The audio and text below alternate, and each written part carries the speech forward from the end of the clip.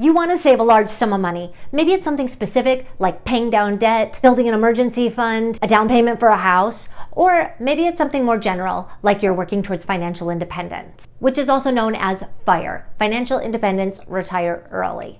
Regardless, there is only one way to save money, and I'm going to talk about that today. I'm going to talk about the two camps that will get you there and some common pitfalls that you might run into, which I actually went through myself. Let's get going. All right, first of all, there's only one way to save money, and that is to have expenses that are lower than your income.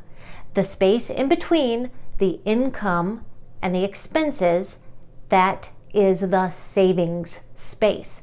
Then you have to have that money saved and not spend it. Now, no matter what you're saving for, whether it's an emergency fund or something bigger like financial independence, there are two camps that are going to get you there. There's the hustlers, and their goal is to increase their income. And they're going to do this through side gigs or passive income, rental income, or other creative ways. Hustlers have a million tricks up their sleeve to make more money, and it works. On the other camp, we have our budgeters. Our budgeters are looking to reduce expenses. They're going to be scanning their credit cards for charges for things that they don't necessarily care about and they can nix from their budget without too much pain. They're going to be the ones who are cutting their excessive streaming services. Our budgeters are handy and they do a lot of DIY. So whichever road you take, whether it's hustler, where you're increasing your income, or budgeter, where you're reducing your expenses, you are going to create that space between the income and the expenses, which is where the magical savings happens. But you have to do one or both. Hustlers and budgeters may seem like extreme opposites and like they are completely different lines of thought. But there are actually three facts that apply to both camps, hustlers and budgeters. First, you will find that both are very passionate.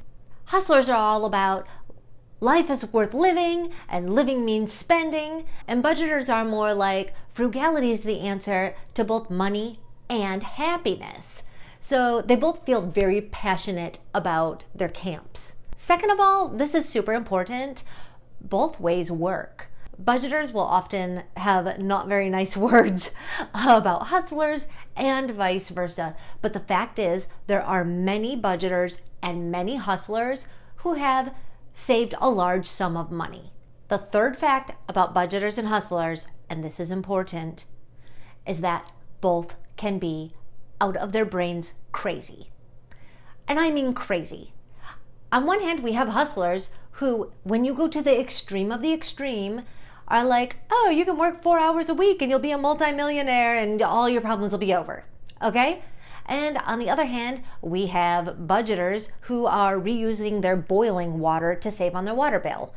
And this is the point where they start to lose people, right? Because you're looking at this 4 hours of working a week and like, that feels a little scammy and like not realistic. And at the same time, you're looking at a budgeter and you're like, I'm all about like maybe cutting back a little bit, but I'm not going to reuse my boiling water because that's gross. This is the point where both hustlers and budgeters tend to lose people. But here's the important thing. That's all just noise. You can be a hustler without trying to make millions of dollars on 4 hours a week. You can be a budgeter without being so extreme that you're sacrificing your happiness. And now here's an interesting fact about what people don't talk about. People don't talk about the fact that you actually need to both budget and hustle in order to save money. What do I mean by that? Well, here's the thing. If you are a hustler and you earn $1 million a year, but you spend $1.5 million per year, you're not saving any money. You have a $500,000 a year deficit. Now, does that mean that you're budgeting? Well, I mean, you at least have to budget to the point that you're not outspending your extreme earnings.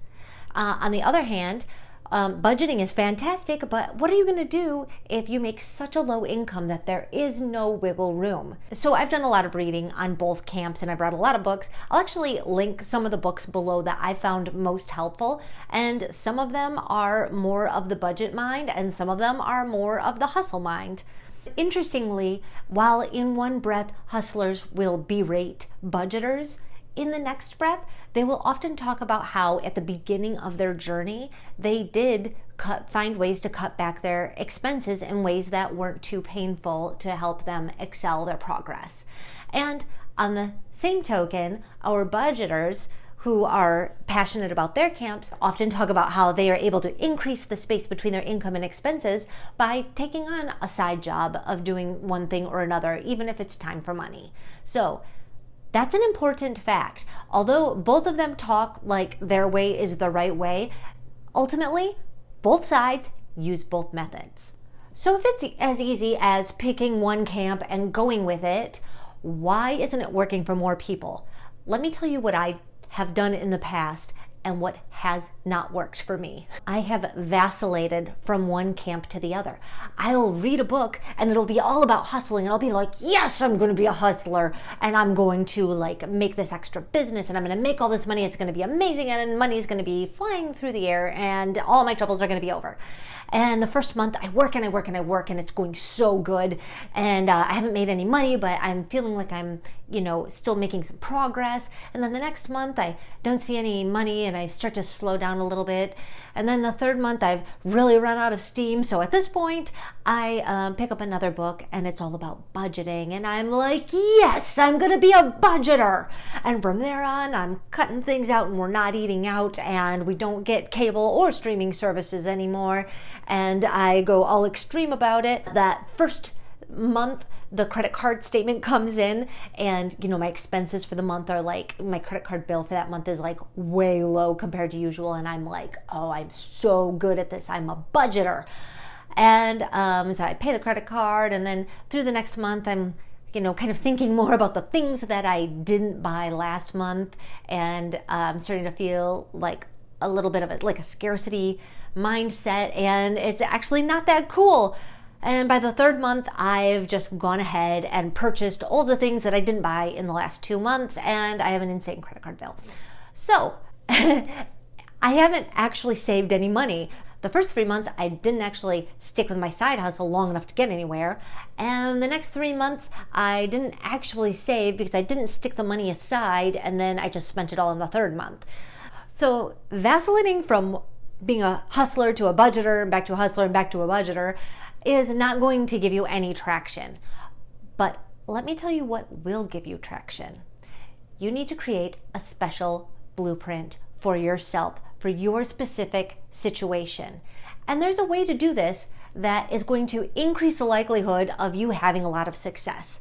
You may think in your mind, I'm a budgeter or I'm a hustler, but there's a way that we can look at the facts and actually know if you're a budgeter or a hustler. So if you want to know and create a blueprint for yourself for the best way for you to save money, then watch this next.